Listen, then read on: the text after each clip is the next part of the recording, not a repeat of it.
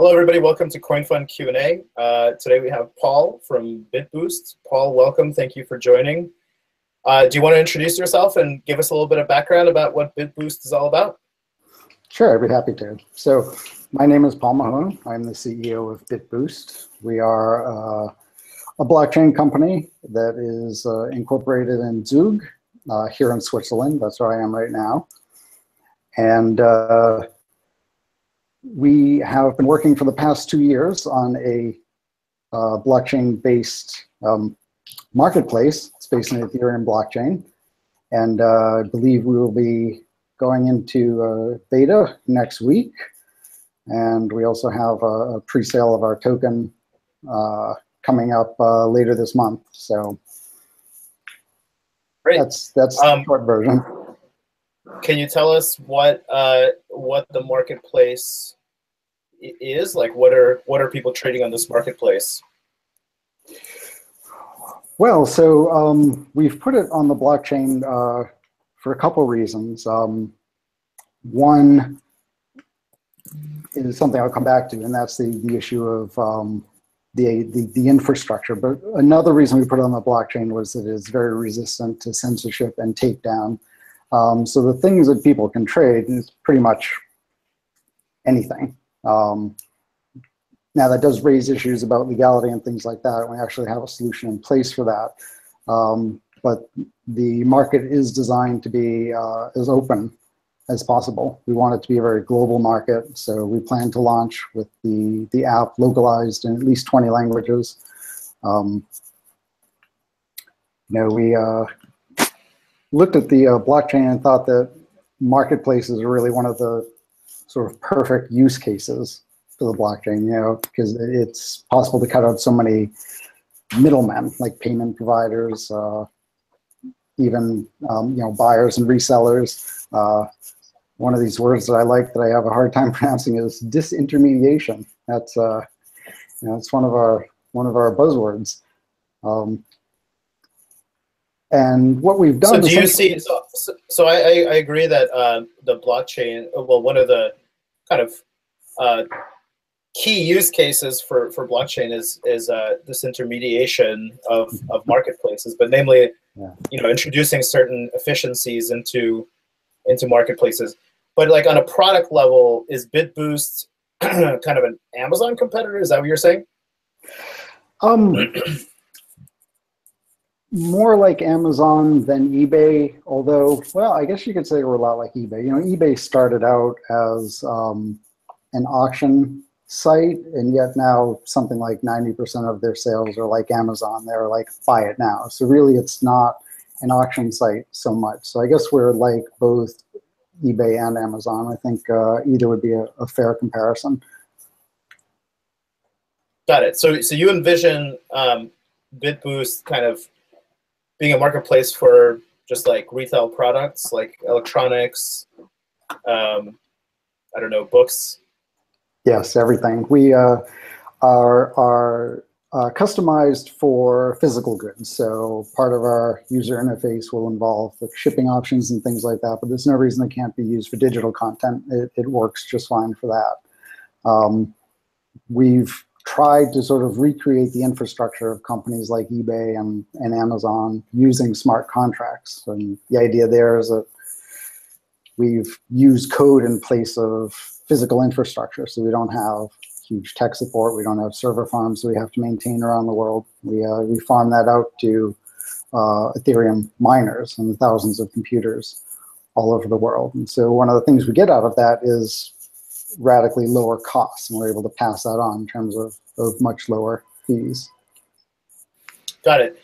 And so can you talk a little bit about how you came to building a marketplace? Like, is your your personal background, are you coming from tech or business, or what's driving you to build such a thing? Well, what brought me into cryptocurrency in the first place was actually theft of some cash, and that just really aggravated me. And that made me look at ways that money could be more secure, but still something I could use. And I'm not a big fan of banks, and so I was drawn towards cryptocurrency for that reason. Initially, I wasn't thinking about market. I was thinking of just the currency itself. And initially, I was pulled to the NXT blockchain because the energy requirements of Bitcoin were, and still are, just shockingly high. And I saw a photo on the web of an NXT rig. It is a little Raspberry Pi connected to solar panels. And because it uses proof of stake, it's very low energy. And so I was drawn to that, and then spent some time in the community there and came up with this idea of building a marketplace on the NXT blockchain, which I did along with one of the other founders of BitBoost, Andrew Lacar. And we built the what was called the Next Free Market on the NXT blockchain. And it was a shipping product for about a year, and we had users. But the limitations of that blockchain became evident pretty quickly. And then Ethereum came along, and we started looking at the smart contracts there and thought, there's what we actually need, smart contracts. It was very kludgy the way we did it on the next blockchain. So after 1 year of work on that, we switched over to Ethereum. That was about 2 years ago. And we've been working on it since. Let me just interject there, because that's a very interesting point that you bring up that I want to make sure we cover, because at the end of the day, it's not too many people in the world have had the experience of trying to build products on multiple blockchains, especially one like NXT. So I was wondering if you could just talk a little bit about what were some of the challenges that you saw in building this product on that chain, and what does Ethereum bring to the table that resolves those challenges? Sure, that was quite a good experience, and switching chains is now something we've done once. So I don't think Ethereum has anything to worry about in terms of its future. But if it does, we've got the experience. We can always switch again.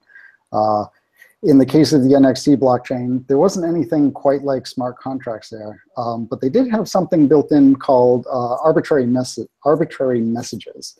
And this messaging system was a way where you could just send a message to another user.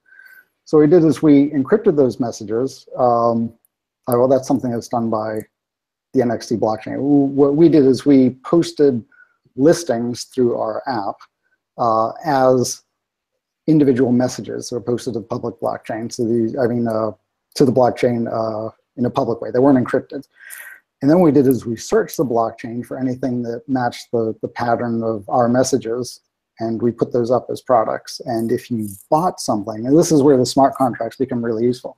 If you bought anything, what we had to do was make a second message on the blockchain that said, hey, this thing 300 blocks back that was listed, that's now sold. And so we had to maintain the state of items by writing new messages all the time, and it became very cumbersome to scan through and get these in a timely fashion. So with Ethereum, we're able to make every product that's posted in our app, the block, a separate smart contract. And so we're able to reach in and update the status of something if it's pending a sale, if it's been canceled, if it's been sold, if somebody tried to make a purchase and the seller rejected it. We can do all that within the contract. So it a much better blockchain for us. So it made a lot of sense to move. So the kind of the technical challenge there becomes, once you're deploying a bunch of these smart contracts in Ethereum, especially at the scale of a product catalog or even an order catalog, how do you know which contracts are yours? Like what allows you to easily kind of list them and scan them? That is a technical question that I can't answer. We've got some way of telling them apart. Now, one of the things that we do, you've raised an issue, the idea of scanning the blockchain for these products. So I don't know exactly how we tell ours from others, but an issue that goes along with that is how do you do that quickly? And one of the ways we've worked around that is you can use our product with just the straight blockchain, and you can have a local copy of the blockchain. You can scan it for items. It will work. But what we have created in addition is what we call caching servers. These are servers that scan the blockchain for our items and will serve them up to the app very quickly. So they're not necessary for the app to run, but they're a big time saver. So it's not like a point of failure that will bring down the whole system. It's just a convenience, and it does make the app a lot snappier. Yeah. So I was I was kind of leading into that, because there's always this trade-off when you go into a fully decentralized system that I mean, there are many trade-offs, but one of the trade-offs is that it becomes like a little bit more challenging to deal with the data model, because you're kind of stuck with the data model of the blockchain and storage and transactions and all that stuff. And so what a lot of people do is they either, you know, so some applications have created a centralized front end, or even just a centralized stack that allows you to process kind of the blockchain data in a more, you know, usable way, which is sort of what you're describing. And then other projects have actually kind of central network node software, where those caching servers you're referring to could actually be run by, you know, anyone, just like the blockchain nodes themselves. You know, like some examples of that might be, I don't know, Raiden network, which does state channels, which runs like a node network on top of Ethereum nodes. Another example might be kind of a similar product to this, which is OpenBazaar, which, you know, and that is a network of specifically of nodes. So I guess the follow-up question for you there is, are these caching servers something that that you guys run, or is it you know, another layer of the decentralized network? These servers are actually something that we run. But again, it's just a convenience. The entire system can run without them. So I don't think it introduces any real centralization. I mean, maybe centralization of convenience is about the only thing that it introduces. And all it caches is the things that you can search in the app. So item titles, item tags, and the categories that items are in. So it's very fast.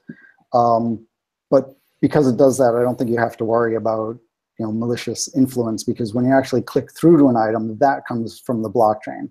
So all we're giving you is the bits that you need to search quickly.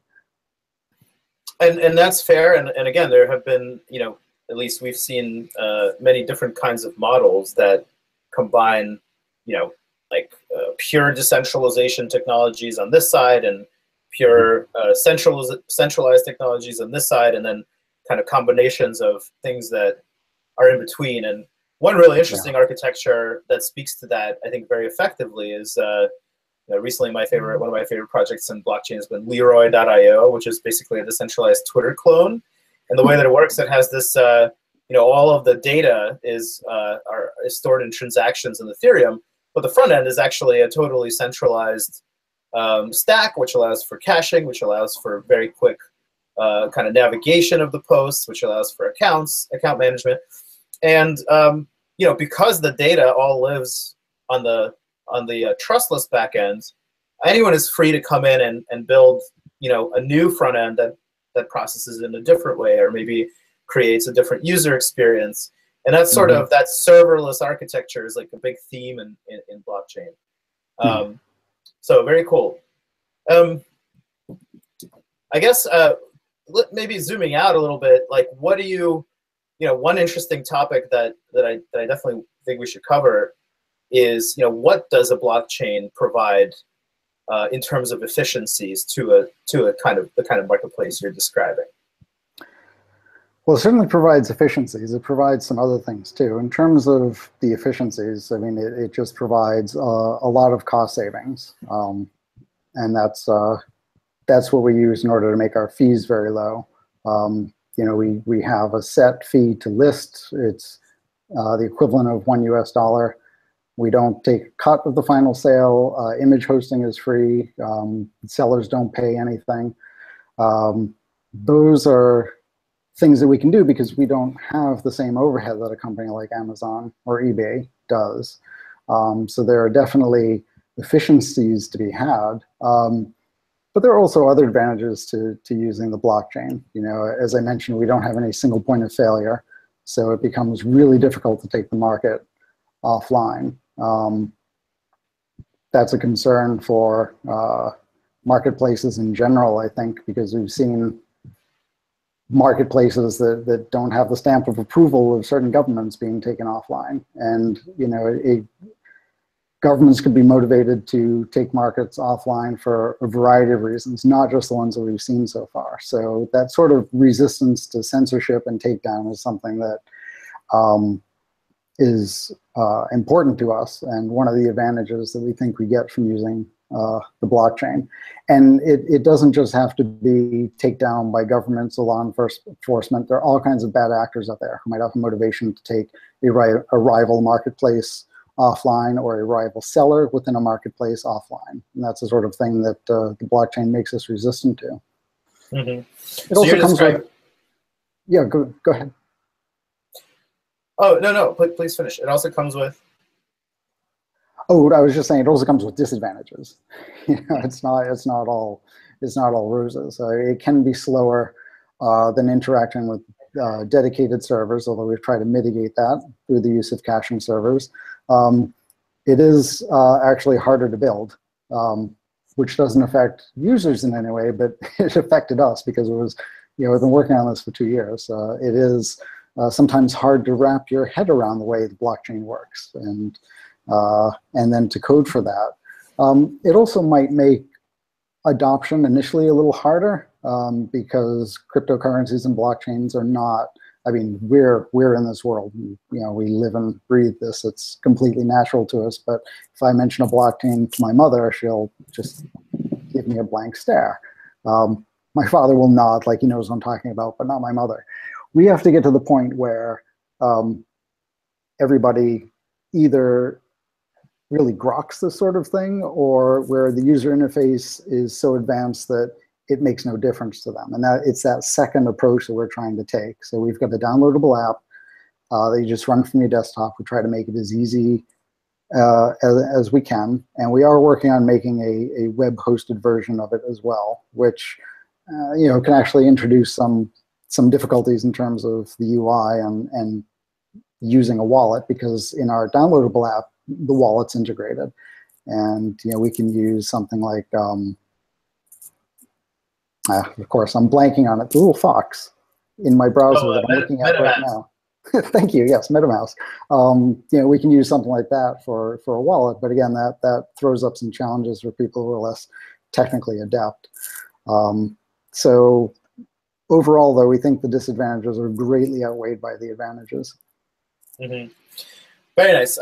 So just so you know, like blockchain-based or decentralized marketplaces is a topic kind of near and dear to my heart, because they're sort of at the core, some of the core issues of how do people invest and how do people build business models around decentralized networks. And so I'll tell you where I'm coming from. About a year ago, we have an article published on our blog called Blockchain Investing and the New Problem Asset for Conventional VCs. And this sort of speaks to companies building, private equity-backed and maybe VC-backed companies building decentralized networks.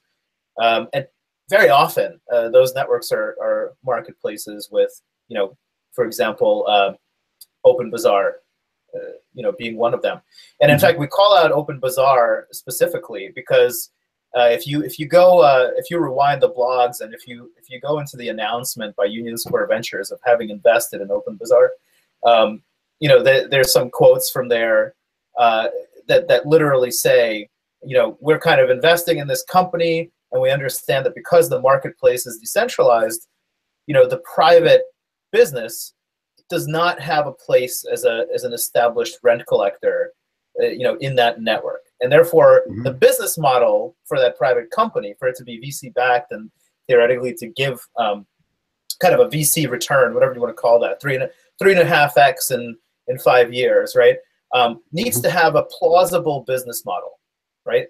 And what ends up happening in blockchain is that the network typically has a business model based on a token. Those tokens, or at least good ones do.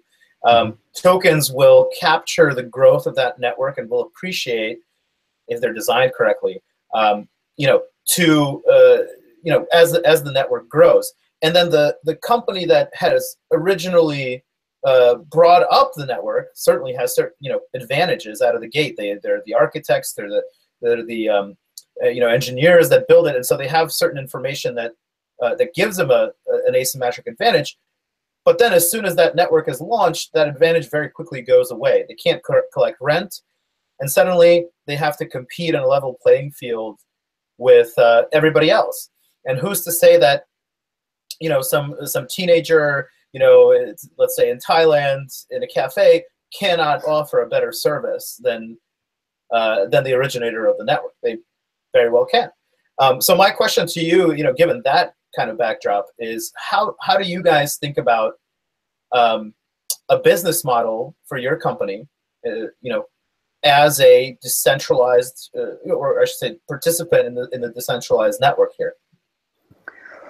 Well, the way that we plan to make money is through the use of our tokens. So in order to list an item in the market, you have to pay with our tokens the equivalent of $1. But the tokens are not set at a fixed price. We expect the price to float, and we will adjust the cost to list in tokens very frequently, so that as much as possible it tracks about $1.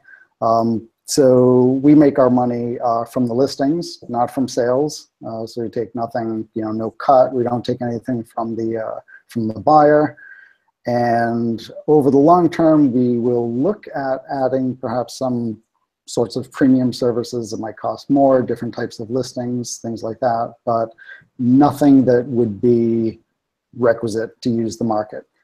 For the sole purpose of listing something for sale, it'll cost the equivalent of $1, and it'll always be that way. Anything else that we add will be nice to have. So we do have a business model, and this is the income that we intend to keep us in business and updating the market for the foreseeable future. So I want to make sure I'm understanding correctly, because I'm sorry, Paul, you were kind of breaking up a little bit there for a portion of that. So you're saying there's a native network token for the BitBoost network, and you guys use that token as a business model. Now, is that because you are holders of a large portion of the token supply, or is that because you're collecting as a private entity, you're collecting some of those fees that you described? So the tokens are paid to list an item, and we recycle the tokens and sell them again. Oh, I see. So when someone pays to list the item, that token actually is returned to the company. Yes, and then we can sell it again. Oh, okay, interesting. So what happens if, hypothetically, like your private organization ceases to operate? What happens to the tokens then? Can the network still operate? So the tokens are designed as ERC20, actually ERC23 tokens. So let's see, what would happen when you pay? The tokens come into our account. If we cease to exist, then yes, the market, well, so let me back up a bit. Anybody can actually list something in the format that'll be picked up by our app, and we only actually show to the users items for which the token has been paid. And our app will be open source, and so if we cease to exist, somebody could fork it and remove the requirement to pay the token. Mm-hmm.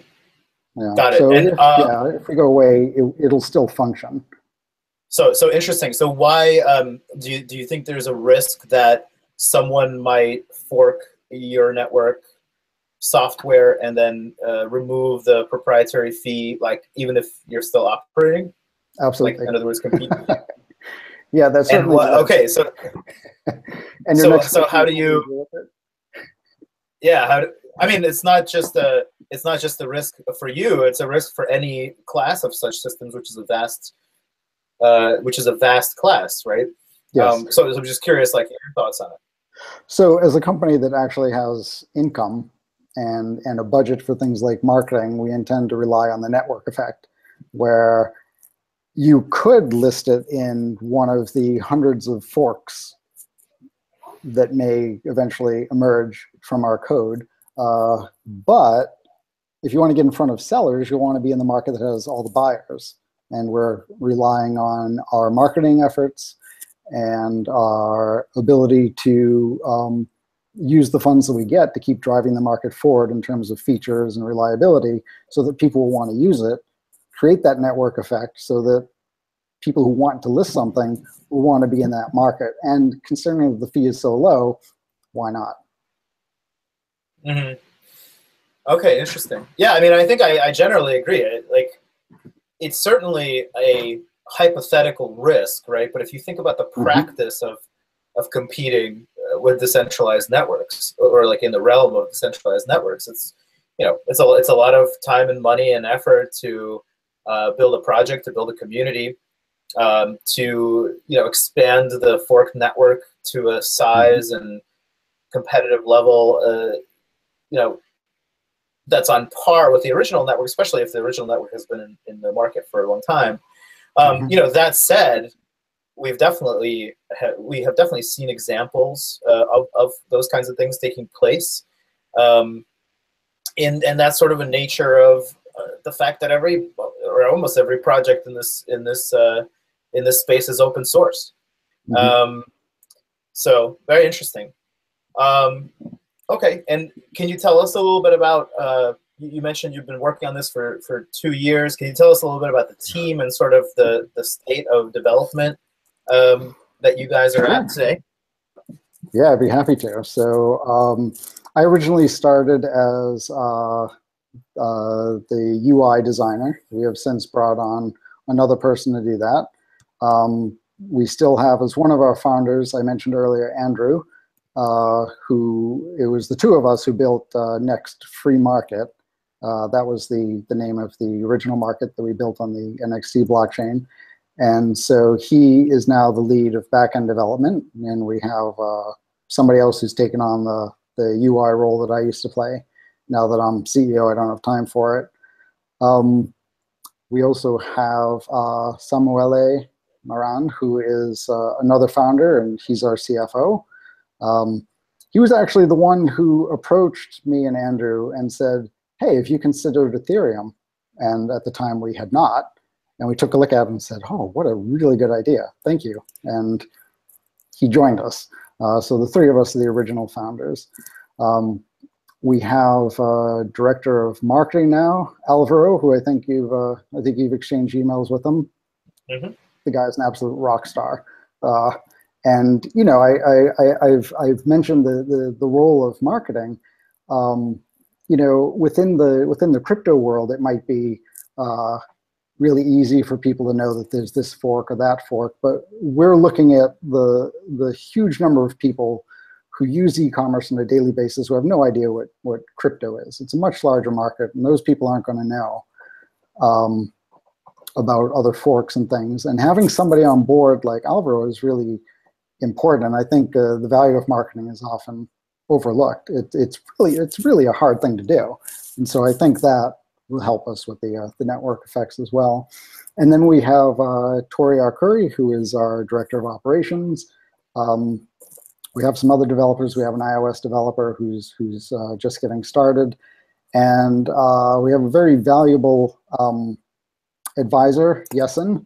And I'm not going to try to pronounce his last name because I'll butcher it. But Yesin used to be actually an advisor to the Ethereum Foundation. And now he's with us. And we're able to use his insight to really understand the big picture of the entire Ethereum ecosystem.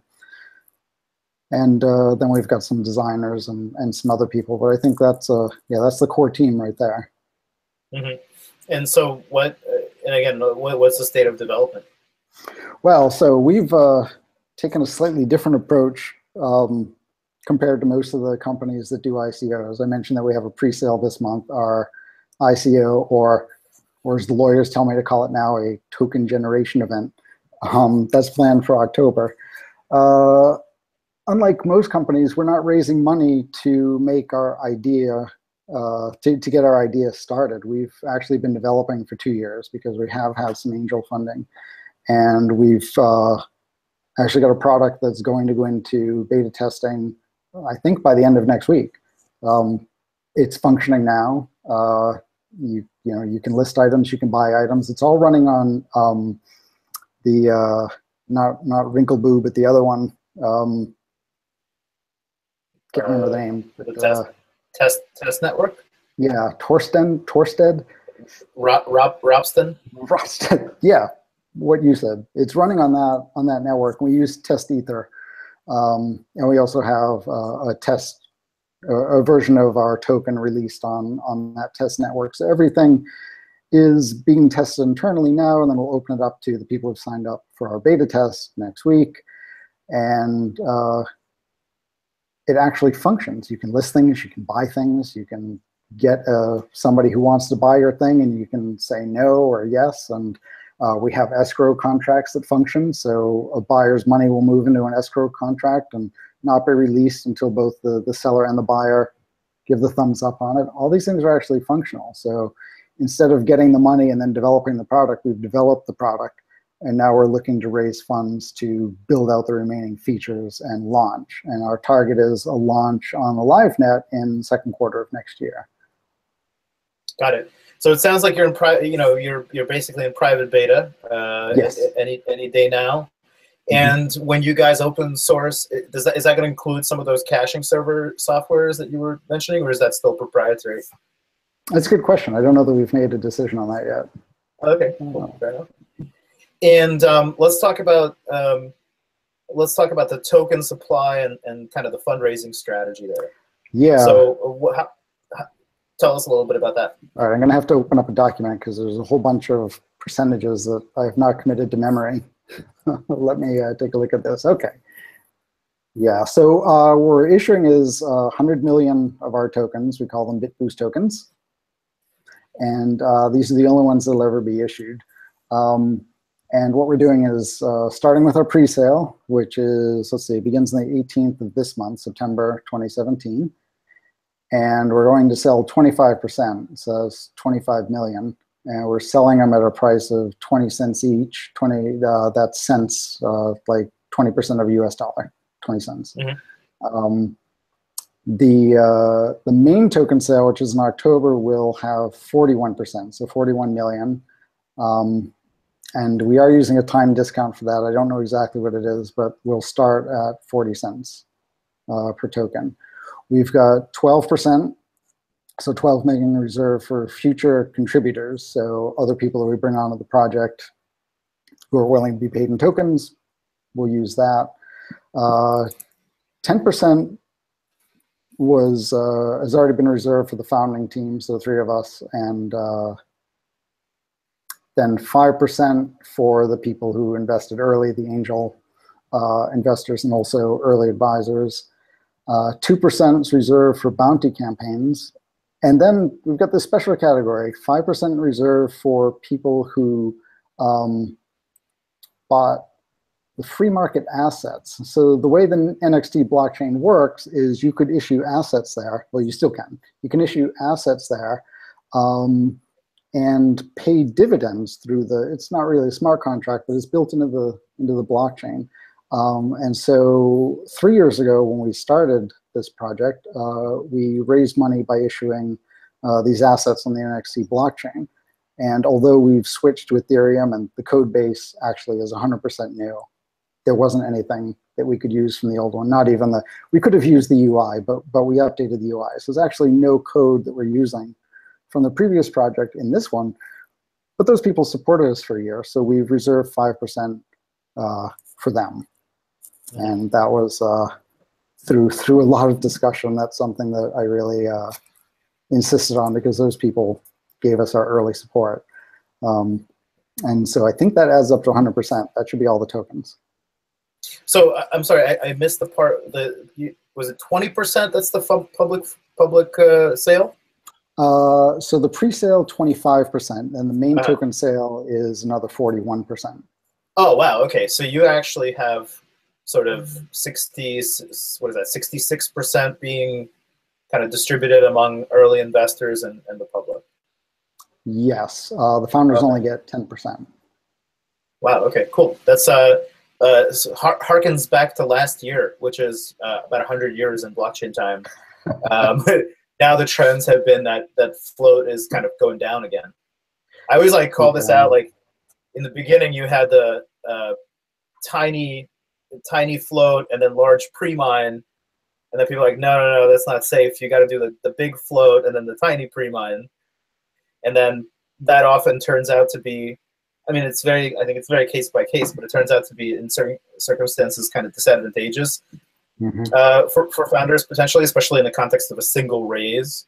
And now this year, the market has been trending toward smaller float to be kind of more analogous to the traditional tech market equity sales, but with a lot of the tokens kind of allocated for either community rewards or like partnership incentivization, and this whole idea that an ICO decentralized network can reserve tokens for its own development, not just with the core team, but with like the community at large has been a big trend this year, I think.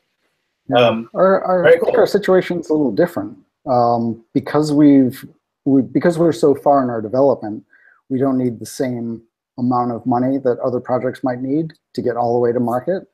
Fair enough. And I mentioned, our reliance on the network effect. That means our community and our users are really important to our success. And one of the ways to do that is to get as many tokens into people's hands as we can.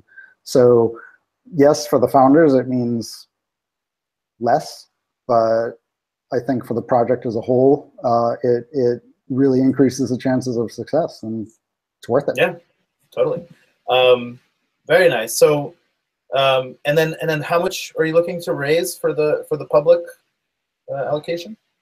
So for the pre-sale, if we sell all of them in the pre-sale, then we'll raise $5 million, and then in the so that sounds like that's at 20 cents each, and then the TGE, the 41% of tokens starts at 40 cents. So I think we're looking for another 10 to 15 million, I think, in that one. So if we sell them all, then it's something like $20 million, which by the recent performance of some ICOs is really not much. But again, our development requirements are much lower because of the work that we've already put in.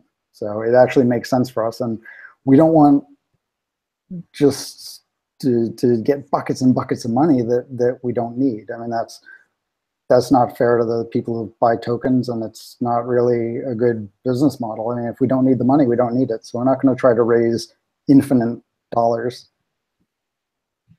I agree. I think we've seen several cases where projects have been very, very successful by kind of limiting the raise in the beginning and sort of driving demand for the token, but then actually shipping product and seeing some very impressive appreciation in the months and years following that sale, as opposed to sort of front loading kind of a giant raise up front and then hoping that that there's still going to be demand in the secondary markets for it.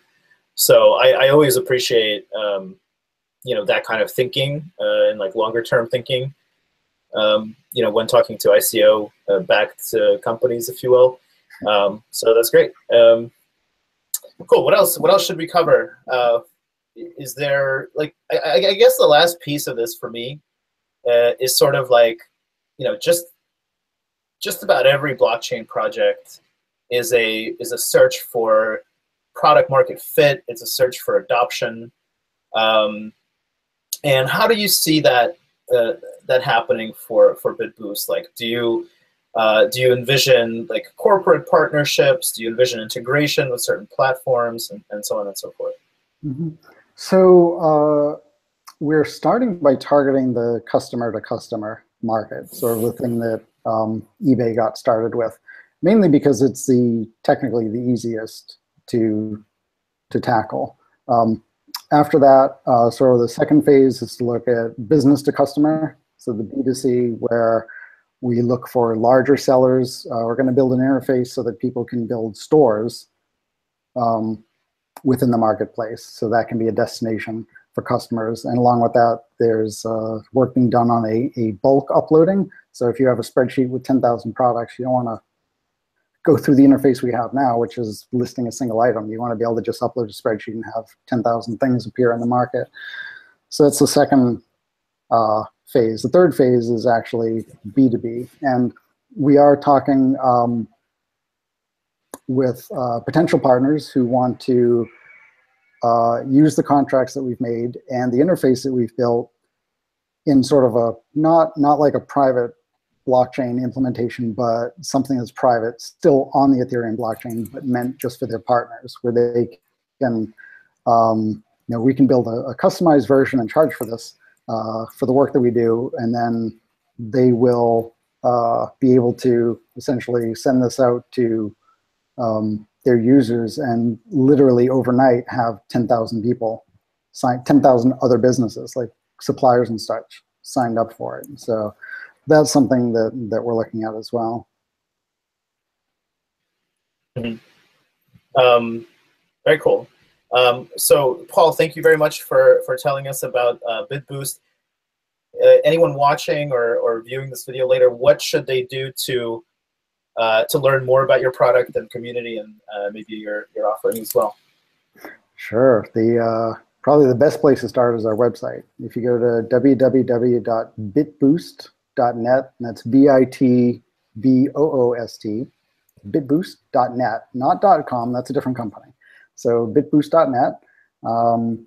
Right now, there is a countdown for our pre-sale is coming up, but it'll be a couple more days before that links to more information about how to participate. But if you look at the website, our white paper is there. You can see the team. You can sign up for updates, and also if you want to be part of the beta test. And we are very active on social media. We've got Twitter, Telegram. We have our own Slack if you'd like to join that. We're on Facebook. We try to be very reachable. As I like to say, the developers are listening. Gotcha. Cool. Well, thank you very much. Do you think I was trying to find this Onion article or Onion headline, I should say, the other day, where I wish I found it, but it was like, Jeff Bezos says like he's rooting for you, but just remember one day he will destroy you. and it's sort of like, do you think that places like Amazon, do you think just bigger marketplaces will eventually adopt this kind of decentralization model? How do you see that playing out in the future? So when you're a big company like Amazon or eBay, I think you can't react to new technologies as nimbly as smaller companies can. I'm positive that they are looking at it and thinking about it, because the savings in terms of infrastructure are just huge. And it may not be the case that the Ethereum network is big enough or strong enough to handle the kind of traffic that eBay or Amazon has. But I would be very surprised if they weren't thinking about this. Now, does that mean that they'll show up one day and destroy us?